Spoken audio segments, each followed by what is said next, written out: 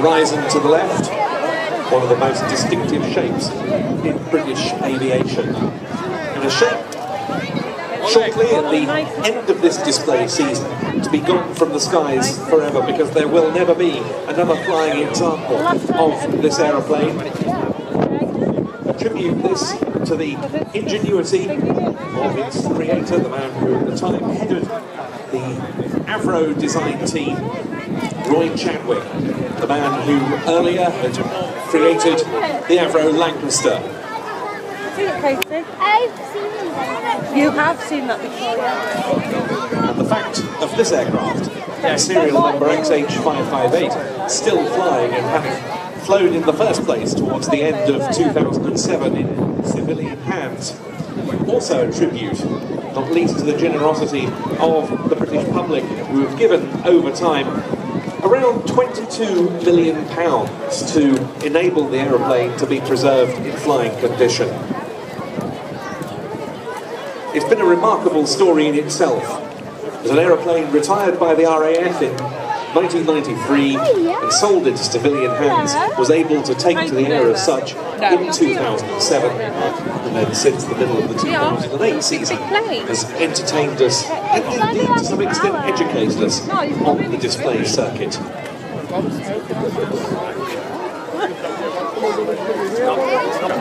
A large aeroplane, of course, but one of extraordinary grace and extraordinary manoeuvrability. We won't see it today, of course, but one of the early Vulcans was rolled by one of its test pilots at the Farnborough Airshow.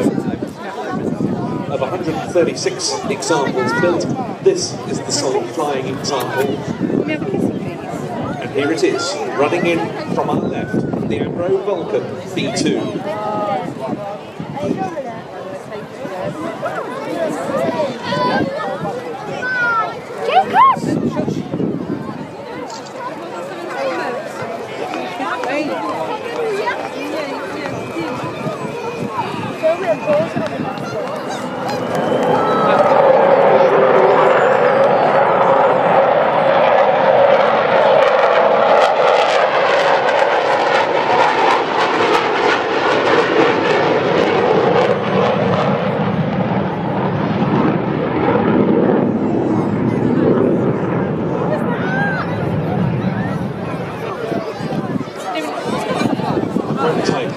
Of the Vulcan, the Avro 698 took to the air for the first time in 1952, and the RAF took its first examples in July of 56. It was part of the great triumvirate of so-called V-bombers, the others being the Handley Page Victor and the Vickers Valiant, that were designed to carry Britain's nuclear deterrent during the years of the Cold War.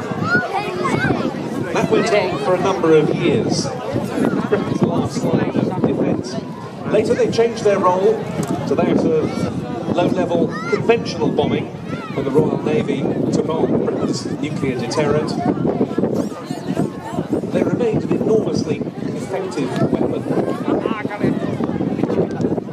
Of course, it was not until the Falklands campaign of 1982 that the Vulcan was to see service in anger. The example, known as Vulcan 607, XM607, today preserved at RAF Waddington, took part in one of the most notable bombing missions of all time on the 30th of April 1982. That single aircraft was supported by 11 Handley Page Victor tankers in attacking the runway at Port Stanley in the Falklands. One bomb hit the centre line, the other the edge of the runway, which made it unusable by Argentine fast jets.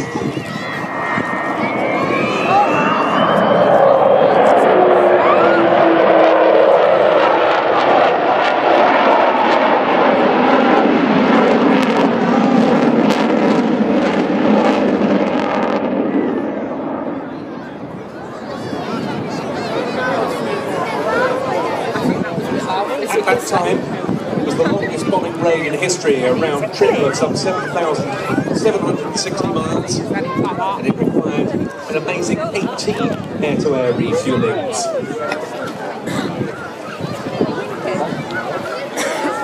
Undercarriage coming down now on this orbit for a slower speed pass coming up by this aircraft, which was the first of the Vulcan V2 models to go into RAF service.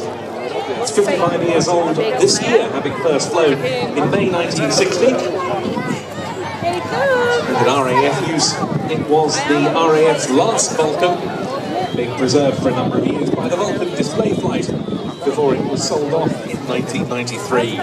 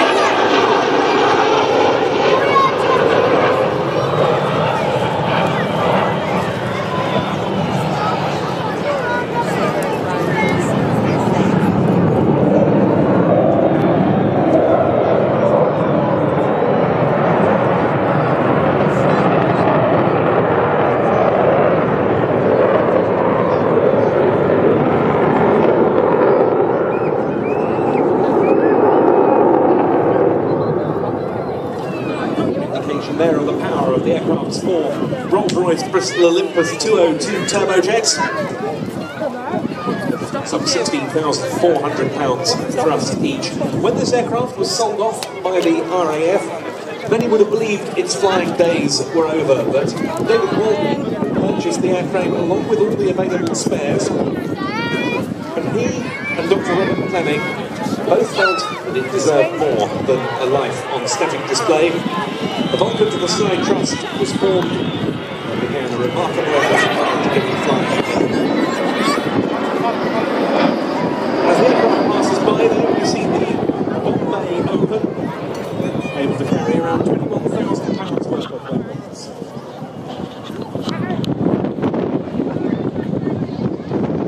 In October 2007, the aircraft took to the air as a civilian airplane for the first time.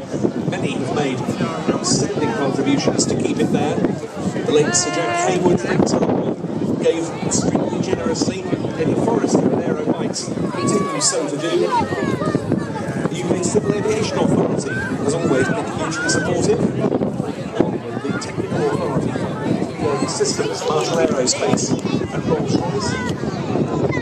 The companies who have assisted, like Holdings, Airbus, Neil Technology, here's the Airways, Bessie and Doughty, and Serco.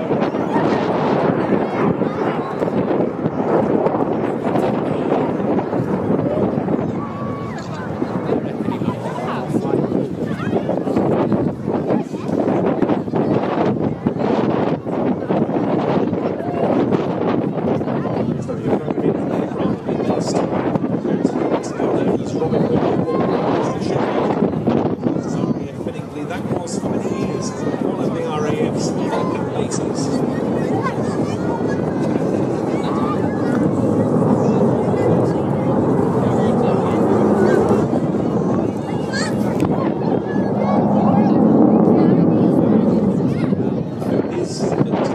Next year, Stage 558 will begin a new life, what's known as the Etna project.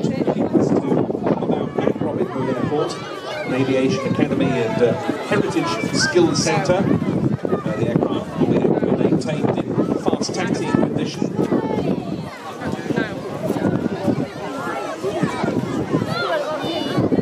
No, definitely not. No. Give it a having for a week.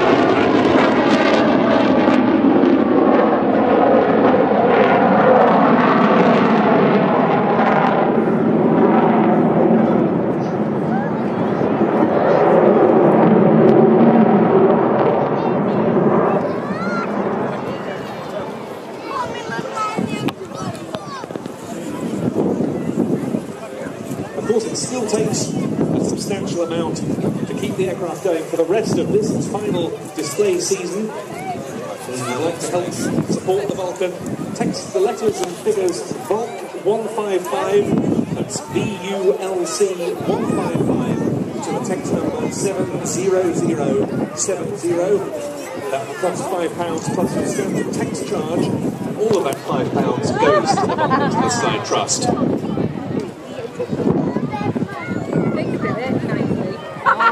On the Trust website, meanwhile, www.vulcanpalestine.org. Buy tickets for the summer raffle, £2 each. The first prize, the chance to go aboard the Vulcan for a first taxi run with Martin Withers, who undertook the first of those black buck raids in the Falklands. In control. This is the final pass, the final display here at Rhyl by Vulcan XH558.